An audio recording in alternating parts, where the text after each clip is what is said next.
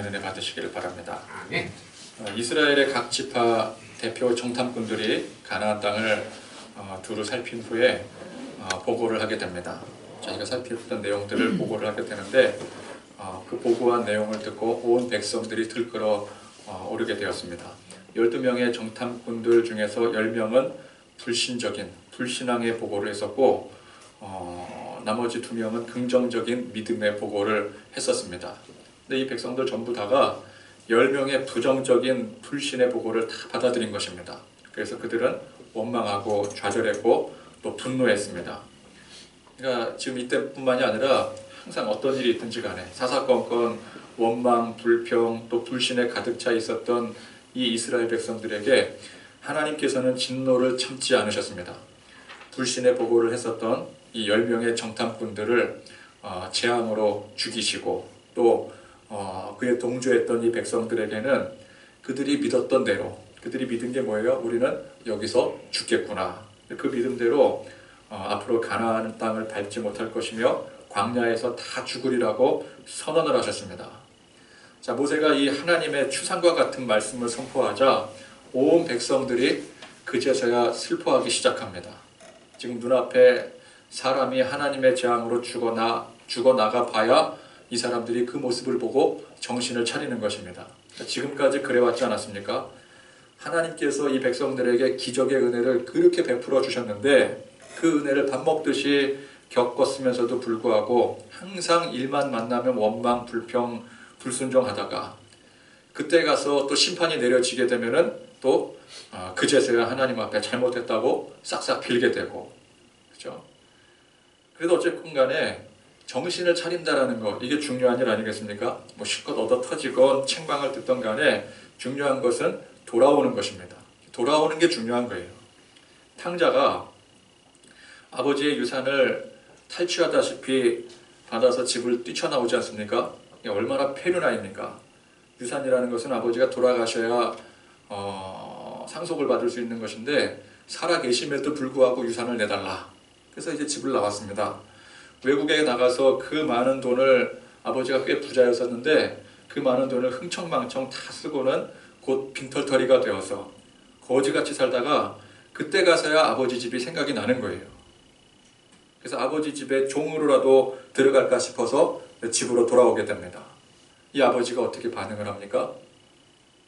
아들이 아무리 몹쓸 짓을 했더라도 그 아버지는 아들을 기꺼이 받아들이는 거예요. 여러분, 이 아들이 진심으로 뉘우치고 회개하는 마음으로 돌아온 것입니까? 아니었습니다.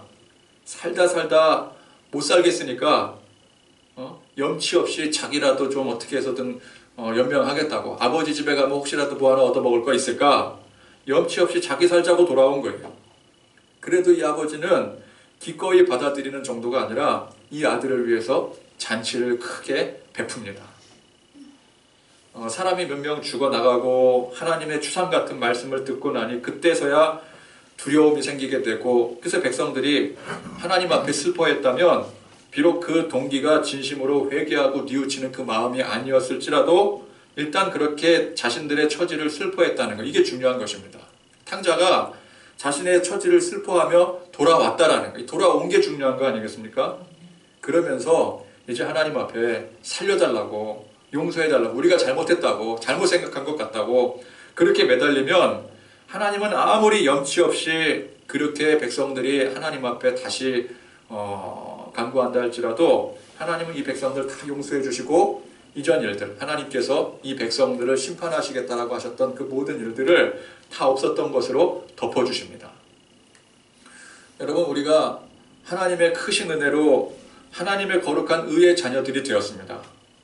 우리가 처음 예수님을 만나 영접하게 되었을 때 우리에게 큰 변화가 생겼는데 그것이 바로 회심의 역사입니다.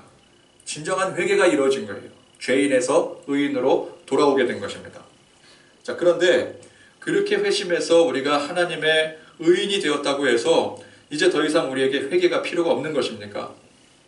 어떤 사람은 우리가 이미 회개해서 회심해서 하나님의 의인이 되었으니 더 이상 이젠 회개하지 말아야 된다, 그렇게 주장하는 사람들이 있습니다. 우리의 근원적인 죄에 대한 회개는 이미 이루어졌습니다. 그것은 한 번으로 끝나는 거예요. 한번 우리가 주님을 믿기로 고백하고 작정했다면 그 회개는 다시 돌아가는 거 아니겠습니까? 하나님의 사람으로 돌아갔기 때문에 그것으로 끝나는 것입니다. 성경에 그것을 단 한 번의 제사라고 했습니다. 단 한 번의 그 예수님의 제사로 인해서 우리의 죄가 다 해결이 된 거예요. 그러나 여전히 우리에게는 죄의 습성이 남아 있습니다. 죄의 습성이 그대로 남아 있는 거예요. 신문상 의인인데 실제 우리의 삶의 모습은 여전히 죄인인 것입니다. 그래서 성경은 뭐라 그래요? 그냥 의인이라고 하지 않고 의로 여겼다고 했습니다. 의로 여김을 받았다고 했어요. 의인이 아닌데 하나님께서 그냥 의인으로 여겨주신 거예요. 인정해 주신 거예요. 그래서 우리는 날마다 회개를 해야 됩니다. 물론 이 회개는 죄인에서 의인이 되고자 하는 그 회개가 아닙니다. 우리가 죄인에서 의인이 되었을 때 그때 했던 그 회개가 아니에요. 의인임에도 불구하고 의인답게 살지 못하는 우리 안의 어리석음, 연약함, 또 그 죄성에 대해서 날마다 하나님 앞에 회개해야 되는 것입니다. 물론 이 회개를 하지 않았다고 해서 우리가 하나님의 자녀가 되지 않는 게 아니에요. 우리는 이미 하나님의 자녀가 되었어요. 그러면 하나님의 자녀가 된 우리가 마땅히 하나님의 자녀답게 살지 못하는 부분에 대해서 회개해야 되는 것입니다. 그럴 때 여러분 그렇게 회개하는 그 우리의 모습이 하나님 앞에 얼마나 염치 없는 모습입니까? 이 염치 없는 모습이에요. 이게 원래대로라면은 우리가 하나님의 큰 은총을 받았은즉 우리 주님 오시는 그날까지 우리는 하나님을 경배하며 찬송하며 정말 의로운 백성답게 살아야 되는 거 아니겠습니까? 의인 아닙니까? 의인. 하나님께서 우리를 의인이라고 여겨주셨으면 우리는 의인답게 살아야 되는 거예요.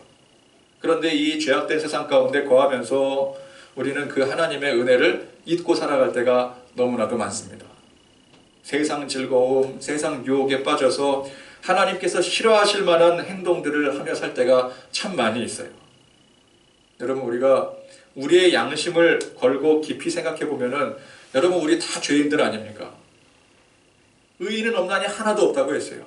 하나님은 우리를 의인으로 인정해 주셨건만 우리가 고백하건대 우리는 의인답지 못한 거예요.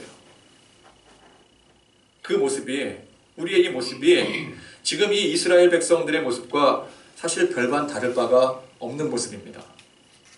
이스라엘 백성들 매 순간순간마다 베풀어 주시는 그 하나님의 놀라운 은혜를 망각하고 일만 만나면 원망, 불평, 불순종 일삼고 사는 것이나 우리도 마찬가지로 하나님의 크신 은혜 받지 않았습니까? 또 매 순간순간마다 하나님께서 베풀어 주시는 그 은혜를 경험하고 살지 않습니까? 그럼에도 불구하고 우리도 잊고 살아가는 거예요. 우리도 죄 짓고 살아가는 거예요. 이 우리의 모습이나 이스라엘 백성들의 모습이나 사실 다를 바가 없는 것입니다. 이스라엘 백성들이 저 염치 없는 모습이 저 백성들 어떻게 저렇게 염치가 없을 수가 있느냐. 근데 사실 그 모습이 바로 우리의 모습이라는 거예요. 내 모습이라는 거예요. 그래도 우리가 그렇게 염치 없이 하나님 앞에 죄 짓고 연약해질 때마다 그래도 그 가운데 하나님을 찾고 부르짖으면 우리 하나님께서는 반드시 응답해 주십니다. 은혜를 베풀어 주세요. 우리의 죄를 기억도 하지 않으신다고 하셨습니다. 하나님은 우리가 하나님 아버지의 이름을 부를 때에 우리가 그 이전에 어떤 모습으로 하나님을 외면하고 불순종했다 할지라도 하나님은 그거 기억하지 않으시고 우리가 하나님 아버지라고 부른 그 음성만을 기억하시는 거예요. 이 탕자의 아버지처럼 오히려 우리에게 잔치를 베풀어 주시는 것입니다. 그래서 오늘 이 백성들이 크게 슬퍼한 이 장면이 이게 매우 중요한 순간이에요. 자, 이때 이 백성들이 어떻게 했어야 됐습니까? 슬퍼했어요. 우리가 지금 처지가 이렇게 되었구나. 슬퍼했어요. 그러면 이제 하나님 앞에 왜 우리가 이렇게 슬픈 지경이 되었는지 죄를 뉘우치고 용서해달라고 회개해야 되는 것입니다. 회개의 자리로 나가야 되는 거예요. 아멘. 하나님 우리가 잘못했으니 우리를 저버리지 말아달라고. 하나님 우리를 다시 한번 용서해달라고. 우리에게 기회를 달라고 하나님 앞에 부르짖어야 되는 것입니다. 여러분 일단 그렇게 슬퍼했기 때문에 뉘우치고 회개하는 것은 사실 그렇게 어려운 일이 아니에요. 슬퍼하지도 않았다며 회개하는 일은 어렵습니다. 그러나 우리가 내 처지를 슬프게 생각하고 내가 왜 이렇게 되었는고 이게 어찌된 일인가 그렇게 한탄할 때 우리는 그 가운데 돌이켜 하나님 앞에 회개할 수가 있는 거예요. 자, 그런데 이 백성들이 어떻게 했습니까? 40절을 한번 같이 읽겠습니다. 40절 말씀.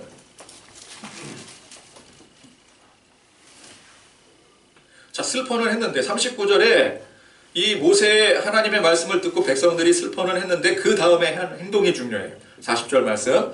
아침에 일찍이 일어나 산꼭대기로 올라가며 이르되 보소서 우리가 여기 있나이다. 우리가 여호와께서 허락하신 곳으로 올라가리니 우리가 범죄하였음이니이다. 아멘. 자, 일단 우리가 범죄하였음이니이다. 자기들이 범죄했다라는 사실을 인정을 했어요. 그걸 알고 인정을 했어요. 다행이죠. 인정을 했다라는 게. 인정을 안 하면 뭐 회개고 뭐고 아무것도 없는 거죠. 근데 인정했다라는 게 일단 중요한 거예요. 그 다음에 어떻게 했습니까? 산꼭대기로 올라갔습니다.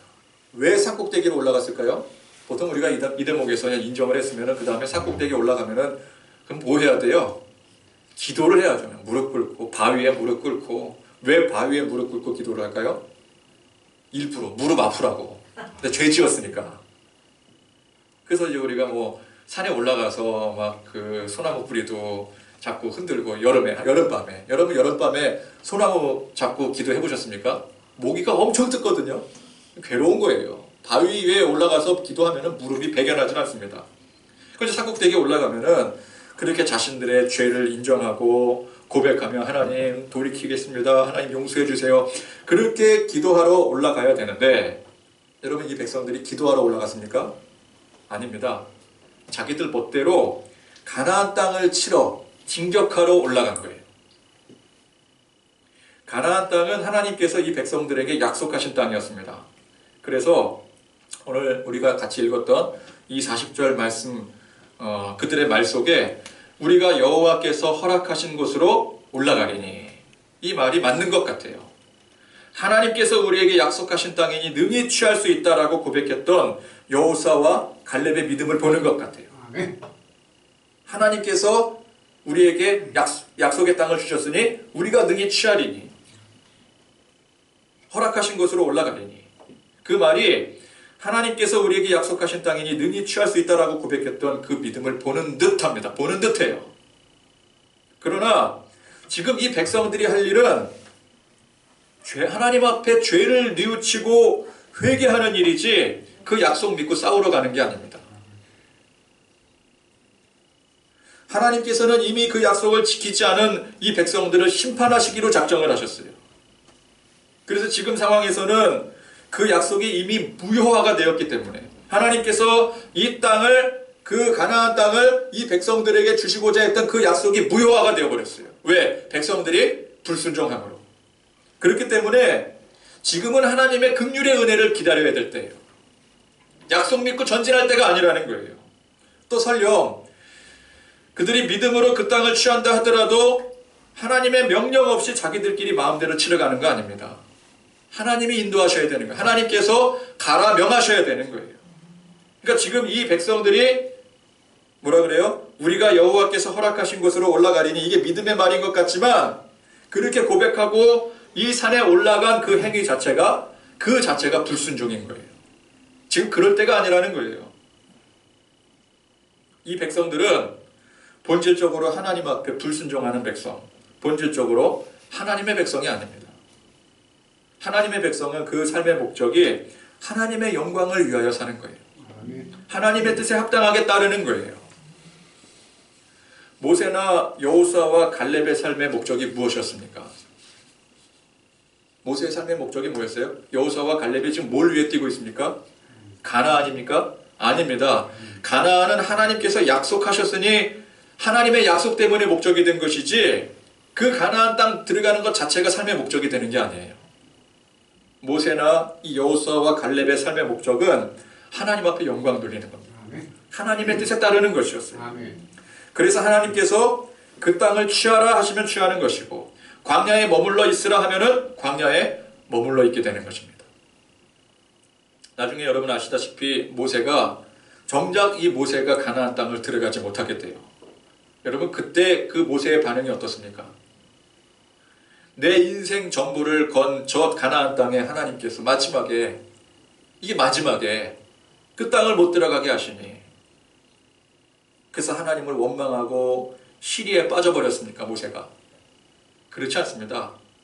그는 묵묵히 하나님의 그 말씀을 듣고 자기는 그 땅에 못 들어가지만 그 땅에 들어갈 백성들을 위해서 혼심을 다해서 그 백성들을 격려와 위로로 축복을 해줍니다.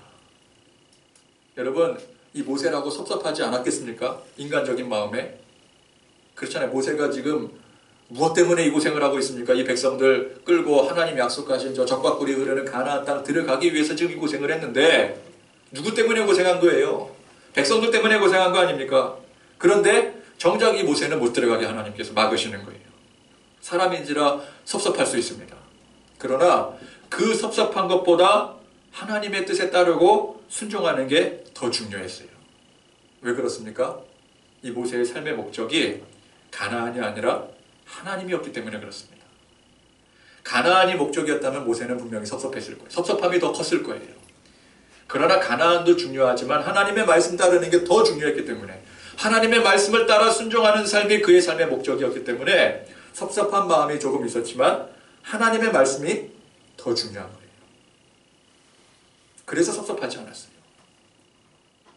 여호수아와 갈렙이 그들의 믿음의 보고대로 그들은 가나안 땅을 취할 수 있게 되었습니다. 하나님께서 허락해 주셨어요. 그런데 이놈의 이 백성들 때문에, 불순종하는 백성들 때문에 여호수아와 갈렙이 덩달아서 40년 동안을 광야에서 살게 됩니다. 사실 이 여호수아와 갈렙은 광야에 살지 않아도 되는 사람들이에요. 그런데 이 백성들 때문에 덩달아 살게 되는 거예요. 그런데 두 사람은 그것 때문에 원망하지 않습니다. 결코 원망하지 않아요. 여러분, 이게 사실 얼마나 억울한 일입니까? 우리가 손해보면은 도저히 못 살잖아요. 그죠?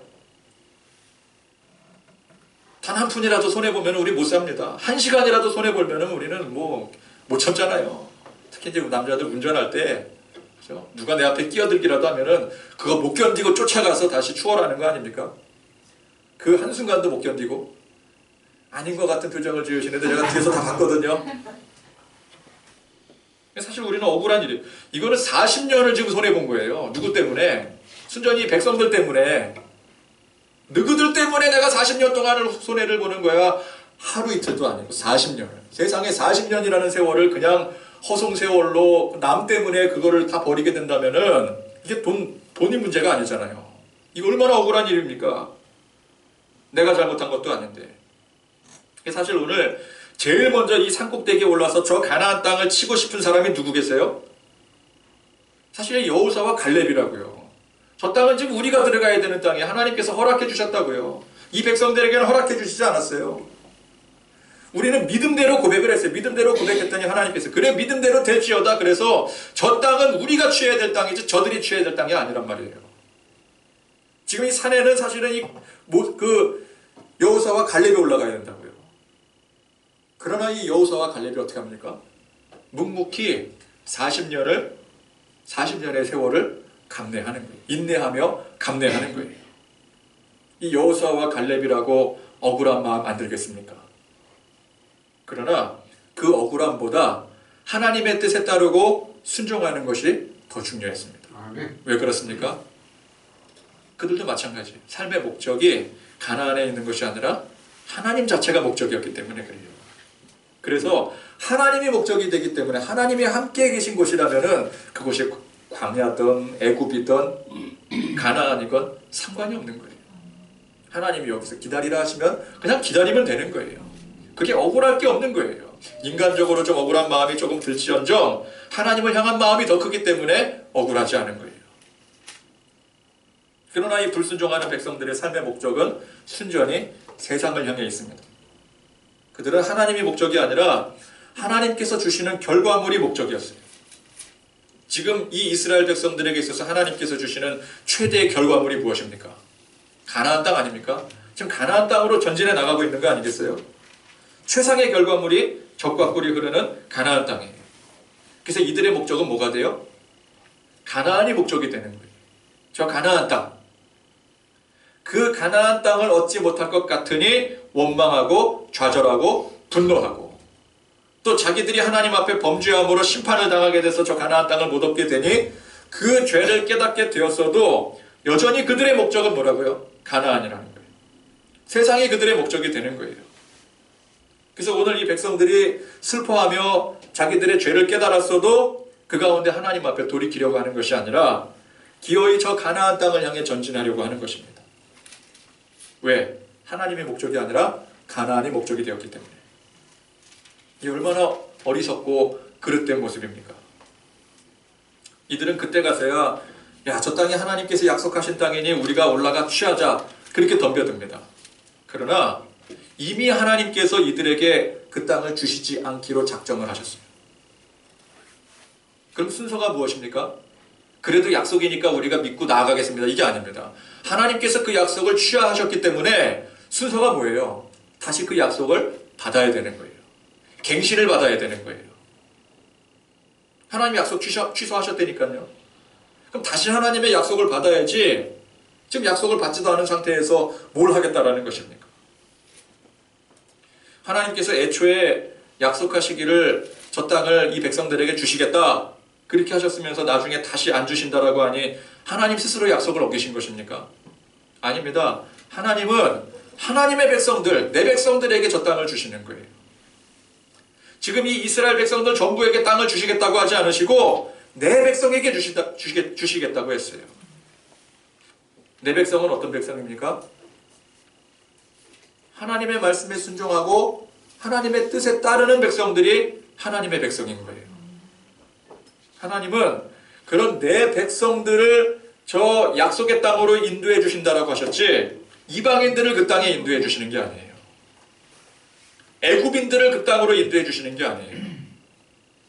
모압인들을 그 땅으로 인도해 주시는 게 아니라고요. 약속의 대상은 내 백성인 것입니다. 근데 불순종하는 백성들은 내 백성이 아니에요. 그래서 설령 전부가 다 그렇게 불순종하더라도 하나님은 그 전부를 가차없이 심판하십니다.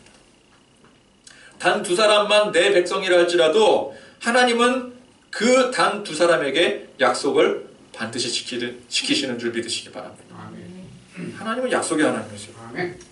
그래서 하나님께서 이 백성들을 지금 가나안 땅으로 인도하지 않겠다 그렇게 작정하신 것도 그것도 하나님의 약속을 지키시는 거예요.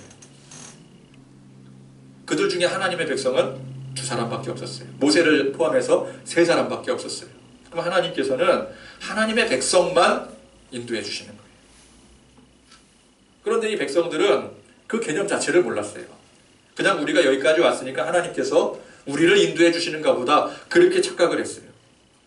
그저 자기들이 원하는 대로 어제는 가나안이라는 벽에 막혀 절망하며 분노했다가 오늘은 또 저 가나안을 우리가 취하자. 이게 지금 제정신들이 아닙니다. 그들이 오늘 이렇게 산에 올라가 가나안을 점령하고자 시도하고자 하는 그 밑에 깔린 저희는 그냥 이판사판인 거예요. 아무런 믿음의 그런 중심도 없고 개념도 없고 그냥 대책이 없는 거예요. 어제는 원망했다가 오늘은 취하자 그러고 하나님의 뜻이 뭔지도 모르고 지금 이판사판 개판 5분 전이에요. 대책이 아무것도 없는 거예요.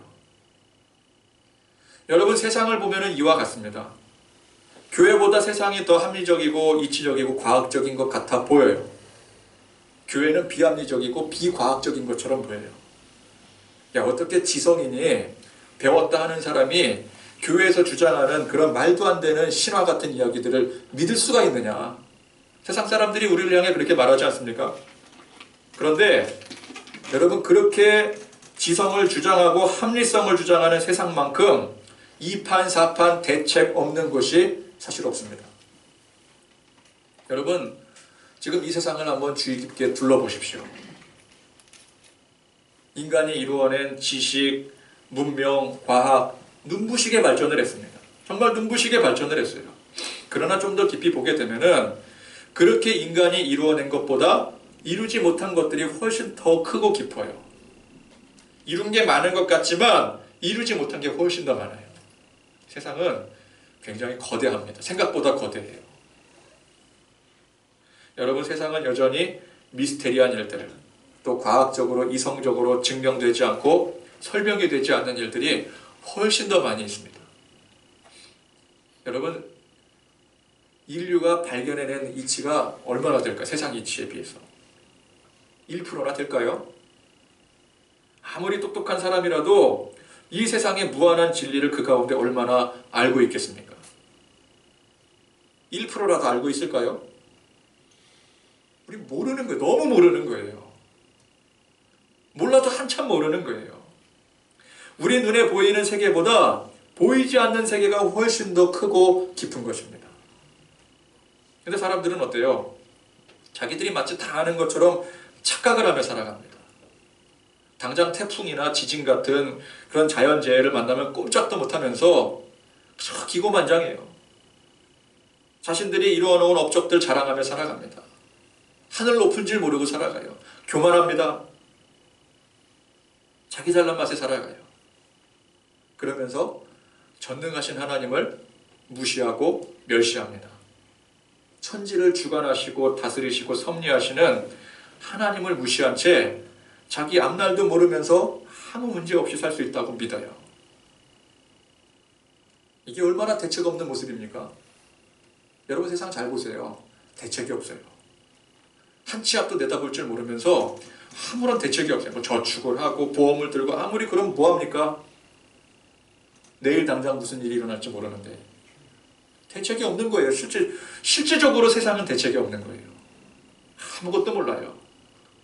세상 돌아가는 이치에 단 1%도 알지 못하면서 마치 다 아는 것처럼 착각하고 살아요. 집안에서만 키우던 새끼 강아지를 집안에 요즘에 애완동물 많이 키우지 않습니까? 근데 여러분 이 애완동물 요즘과 같은 날씨라도 내다 놓으면 얼어 죽는 거 아시죠? 여러분 야생에서 키우는 개랑 집안에서 키우는 개랑 다릅니다. 그죠? 자, 집안에서 키우던 새끼 강아지 데리고 나가서 산책을 하는데 개들은 항상 어때요? 주인에게 뭐라고 말합니까? 말은 하는 건 아니지만 행동으로 보여주는 게 뭐예요? 목줄. 이거 어떻게 하라고요? 풀어달라고. 잘 모르시겠어요? 개들이 낑낑거리고 목 그냥 잡아당기는 게 이거 먹을 거 달라 그러는가 보다 아니면은 뭐 쓰다듬어 달라는가 보다 그렇게 생각하시는 모양인데 풀어달라 그러는 겁니다. 자, 풀어달라고 한번 마음껏 쏘다니고 싶다고. 근데 걔가 그런다고 해서 그거 풀어놓으면 어떻게 되겠습니까? 그 풀어놓고 집에 돌아가고 알아서 들어와라 그러면은 얘가 알아서 들어올까요? 그냥 이리저리 헤매다가 주인이 못 찾아가면은 결국 길바닥에서 비명 행사하는 거예요. 로드킬이 얼마나 많습니까? 로드킬 뭔지 아시죠? 길에 그 차에 쳐가지고 죽어있는 개나 고양이 같은 불쌍한 애들이잖아요. 아무것도 모르고 천방지축 날뛰다가 그렇게 죽는 거예요. 그런 강아지 보고 우리가 뭐라 그래요? 귀엽다 그럽니까? 물론 강아지 보고 귀엽다 그러죠. 근데 그렇게 날뛰는 강아지들을 보고 우리는 천방지축이다 그래요. 개념이 없다 그래요. 하룻강아지가 그런 강아지예요. 더 무서운지 모르는. 집안에서 오냐오냐 키웠기 때문에 호랑이가 무서운지를 모르는 거예요. 호랑이 앞에서도 막 깽깽대고 짖어대요. 지가 이기는 줄 알고. 왜? 주인들은 다 이겨주니까. 져주니까 자기한테. 하룻강아지입니다. 하룻강아지. 여러분 하나님 없이 사는 사람들이 그래요. 이게 진짜 대책 없고 개념이 없는 거예요. 하나님께서 우리의 곶빗줄을 딱 쥐어 잡으시고 우리를 인도해 주셔야 우리는 사는데 그거 풀어달라는 거예요. 나 하나님 인정하지 않겠다라는 거예요. 내가 얼마든지 세상 헤쳐나가 살 수 있다. 근데 여러분 하룻강아지가 세상 살 수 있어요? 인간이 보호해주지 않으면 절대 살 수 없어요. 얘네들은 야성이 없기 때문에 그래요. 세상을 모르기 때문에 그래요. 우리 마찬가지입니다. 하나님이 우리를 지켜주시고 보호해주시고 인도해주시지 않으면 우리는 아무것도 할 수 없는 존재예요. 그걸 깨닫지 못하고 멋대로 살아가는 게 이 세상이에요. 이게 진짜 대책 없고 개념이 없는 것입니다. 우리는 보통 대책 없는 믿음 이렇게 얘기하지 않아요? 대책 없는 믿음이다. 근데 그 잘못된 말입니다. 전능하신 하나님을 굳게 믿고 우리가 나간다면은 여러분 그게 왜 대책이 없는 믿음입니까? 완벽한 대책을 가지고 나가는 거예요. 완벽한 하나님에 대한 대책을 가지고 나가는 거예요. 사실 믿음만큼 대책이 확실한 게 없습니다. 세상 힘과 능력 의지하고 나가는 것이 이게 대책이 없는 거예요. 이게 이판사판인 거예요. 다윗이 돌팔매질, 돌멩이 던지는 실력 믿고 골리앗에게 나갔다면 그건 이판사판인 것입니다. 대책 없는 것입니다. 그러나 만군의 여호와 하나님의 이름으로 그 이름을 믿고 나아갔을 때 그것만큼 확실한 대책이 없는 거예요. 그러니까 골리앗 앞에서도 당당하게 나갈 수 있었던 거예요. 근데 사람들은 뭐라고 말합니까? 만군의 여호와 하나님 이름을 믿고 나가는 그걸 대책이 없다 그래요. 사람들은. 반면에 뭐라도 좀 걸치고 갑옷이라도 입고 칼이라도 들고 나가면 그나마 대책이 있다고 생각을 해요. 사울이 그랬잖아요. 야, 좀 더 대책 없이 그렇게 설치지 말고 좀 대책을 갖추고 좀 나가라. 그래서 자기가 입던 갑옷이랑 무기랑 쥐어주잖아요. 근데 다윗이 뭐라 그래요? 아이, 거추장스러워서 이거 오히려 불편해. 그냥 나갈래요. 막대기 하나 들고 나갈래요. 그 사람들이 뭐라 그래요? 아유, 저 대책 없는 녀석. 아무것도 없는 주제에. 아무것도 없는 게 아니었어요. 확실한 대책을 가지고 나갔기 때문에 그까짓 거, 갑옷, 칼, 그런 거 필요 없었던 거예요. 왜? 100% 확실한 만군의 여호와 하나님의 이름을 들고 나갔기 때문에. 근데 사람들은 뭐라 그래요? 그까짓 이름이 무슨 소용이 있느냐? 칼이라도 하나 들고 나가야 그게 대책이 있는 거지. 돈이라도 좀 쥐어들고 나가야지. 세상에서 좀 살려면은 실력도 좀 쌓아야 되고, 사람들과의 관계도 좀 돈독히 해야 되고, 그런 대책을 가지고 나가야지 무슨 만군의 여호와 하나님의 이름만 가지고 나가느냐. 사람들은 그렇게 얘기를 해요. 반대로 생각하는 거예요. 여러분, 우리 믿음의 사람들은 반대로 생각하면 안 됩니다. 똑바로 생각해야 돼요. 제대로 생각해야 돼요. 우리는 하나님이라고 하는 대책 믿고 나가야 돼요. 오늘 이 백성들은 그냥 대책 없이 이판사판으로 산에 올라가 가나안 땅을 향해 진격해 나갔습니다. 결과가 어떻게 되었습니까? 말씀 보니까 아말렉인과 산간지대 거주하는 가나안인들에게 대패를 당했어요. 몰살당해버렸어요. 하나님께서 그들과 함께하지 않으셨어요. 이게 대책 없는 거예요. 모세가 뭐라 그래요? 그러지 말아라. 하나님이 너희와 함께 하시지 않는다. 신신당부를 했어요. 결정적으로 모세와 하나님의 언약궤가 진영을 떠나지 않았어요. 만약에 그들이 하나님이 인도하시는 대로 가려면은 언약궤가 함께 가야 되는 거예요. 진영이 함께 움직여야 되는 거예요. 근데 하나님이 함께 하시지 않으니 아무 대책이 없이 속수무책으로 당하고 마는 것입니다. 그래서 여러분, 우리 지난 시간 말씀, 하나님의 진노가 임해서 불신적인 보고를 했었던 10명의 정탐꾼들이 죽어나가고, 또 모든 불순종했던 이 백성들에게 광야의 심판이 내려진 그 상황 자체가 절망적인 상황 아니었습니까? 이 백성들에게 절망이 드리워진 거예요. 그러나 오늘 말씀에 그래도 그 가운데 이 백성들이 슬퍼했을 때, 이 슬퍼했다라는 이 시점에서 그 절망 가운데 소망이 생길 수가 있는 거예요. 소망이 생길 뻔했었어요. 근데 여전히 그들은 절망을 선택하고 맙니다. 이게 얼마나 안타까운 일입니까? 그래도 그 절망 가운데 기회가 왔는데, 슬퍼했는데, 하나님 앞에 돌이킬 기회가 왔었는데, 그 기회를 제대로 잡았으면 하나님이 이 백성들에게 다시 긍휼을 베풀어 주셨을 텐데, 다시 약속의 백성이 될 수 있었을 텐데, 그러나 끝내 이 백성들은 기회를 잡지 못했어요. 기회가 왔는데 그 기회를 잡지 못했어요. 그래서 망했습니다. 결국 이스라엘이 뭐 때문에 망했어요? 그들이 굳게 믿었던 대로 가나안 때문에 망했습니까? 아닙니다. 그들의 믿음 없음, 불신, 끝내 하나님께서 기회를 주셨음에도 불구하고 그거 붙잡지 못했기 때문에 망했던 거예요. 오늘 말씀을 정리합니다. 첫 번째, 우리는 이 이스라엘 백성들의 이 속 터지는 모습을 보면서 이스라엘 백성들을 비판할 것이 아니라 우리 자신을 돌아봐야 되는 것입니다. 우리도 사실 그렇게 속 터지는 사람들이라는 거예요. 우리까지 갈 것 있겠습니까? 내가 얼마나 속 터진 사람인지 몰라요. 하나님 앞에. 그러나 긍휼의 하나님, 은혜의 하나님은 그런 속 터지는 우리라 할지라도, 내 모습이라 할지라도, 그래도 그 가운데 내 자신의 연약함, 또 죄, 부족함, 하나님 앞에 깨닫고 돌이킬 때, 슬퍼하며 하나님 앞에 돌이킬 때에 하나님 무한하신 사랑과 은혜로 용서해 주십니다. 아멘. 용서해 주세요. 아멘. 다 덮어주십니다. 아멘. 탕자의 예를 보십시오. 우리 하나님은 그런 분이시라는 거예요. 그래서 우리는 이스라엘 백성들의 이 비극적인 역사를 보면서 우리 스스로를 하나님 앞에 겸비하셔야 됩니다. 설령 실수하고 범죄했을지라도 언제나 그 가운데 하나님 앞에 나가야 되는 거예요. 하나님의 이름으로 나가야 되는 거예요. 염치는 좀 없을 수 있더라도 우리가 그렇게 하나님 앞에 매번 범죄하고 실수하고 또 하나님 부르짖고 이게 얼마나 염치 없는 일입니까? 그러나 염치는 좀 없을 수 있어도 염치가 우리를 먹여 살리는 게 아니거든요. 어떤 사람은 그래요. 염치 없이 맨날 그렇게 뭐 잘못하고 그러느니 나는 교회 안 나간다. 그런 사람이 있어요. 그 사람은 당장의 염치가 그 사람을 먹여 살리는지 몰라도 영혼이 죽어나가는 거예요. 염치는 좀 없을지라도 염치가 우리를 먹여 살리는 게 아니기 때문에 염치 불구하고 우리는 하나님 앞에 나가야 됩니다. 하나님 앞에 나가셔야 돼요. 좀 더 적극적으로 나가야 됩니다. 용서해 달라고, 긍휼히 여겨 달라고, 한 번 더 기회를 달라고. 소돔과 고모라를 멸하실 때 우리 흔히 그 얘기 하잖아요. 이 사실 아브라함 때문에 망한 거라고. 아브라함이 10사람까지 흥정을 보잖아요. 그죠? 10사람만 의인이 있다면 하나님 저 땅을 용서해 주시겠습니까? 하나님 그렇게 하시겠대요. 근데 여기서 아브라함이 돌이켰어요. 그냥 돌아서 버렸어요.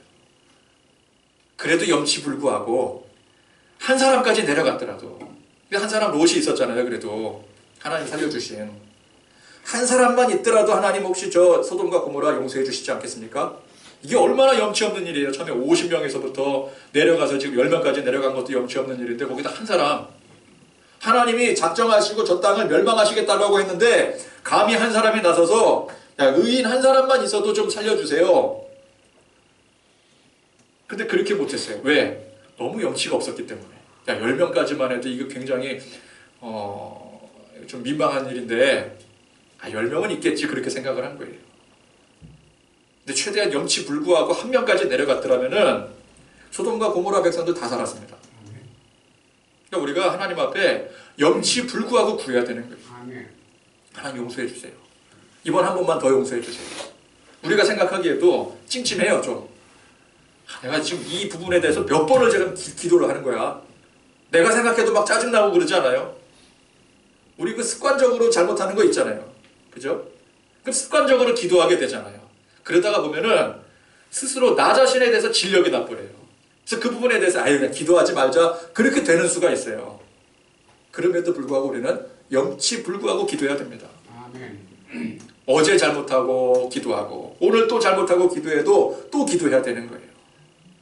여전히 하나님 저는 연약합니다. 용서해 주시죠. 또 하나님 용서해 주시는 거예요.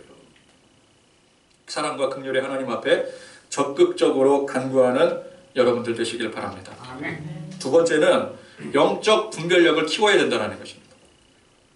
어느 때 전진하고 어느 때 기다려야 되는지. 지금 이스라엘 백성들이 전진해야 될 때입니까? 아닙니다. 지금은 기다려야 될 때예요. 기도해야 될 때예요. 분명한 약속이 주어졌어도 때에 따라서 전진을 해야 될 때가 있고 기다려야 될 때가 있는 것입니다. 그 분별을 하셔야 돼요. 지금 내가 전진해야 될 때인가? 기다려야 될 때인가? 세 번째, 하나님의 백성이라 일컬어주는 이 백성들이 사실상 이방인이었다는 점. 우리도 마찬가지입니다. 믿는다고 열심히 교회를 다녀도 여러분 우리의 중심이 하나님께 가 있어야 그 사람이 하나님의 사람인 거예요. 그것은 우리가 바라는 결과물을 보면 알 수가 있습니다. 어떤 상황, 어떤 환경 속에서도 하나님께서 나와 함께 하시니 감사하며 사는 사람이 하나님의 사람이에요. 여호수아와 갈렙 같은 사람입니다. 그러나 항상 결과에 집착하게 되고 하나님보다는 하나님께서 주시는 결과물에 더 관심이 많은 사람, 그래서 잘 될 때는 하나님 앞에 감사하는 것 같다가도 잘 안 될 때 원망 불평하는 사람. 본질적으로 하나님의 백성이 아닙니다. 오늘 우리는 이 모세가 가나안 땅을 밟지 못했어도 원망하지 않고 하나님을 향했던 것처럼 여호수아와 갈렙이 40년을 이 백성들 때문에 호송세월 광야에서 보낸 그 억울함이 있을지라도 그거 억울해하지 않고 하나님 바라보며 살았던 것처럼 오늘 우리도 하나님의 백성답게 하나님 바라보며 사실 수 있는 귀한 은혜가 있기를 소망합니다. 아멘. 그리고 마지막 우리가 온전한 믿음으로 나아갈 때, 하나님 믿는 믿음으로 나아갈 때 여러분 세상에 속지 마십시오. 이게 진정한 대책이라는 거예요. 진정한 하나님 믿는 그 대책 가지고 나가 승리하는 그런 저와 여러분들이 되실 수 있기를 간절히 소망합니다. 아멘. 들은 말씀 생각하시면서 주님 마음 내게 주소서 찬양하십시오.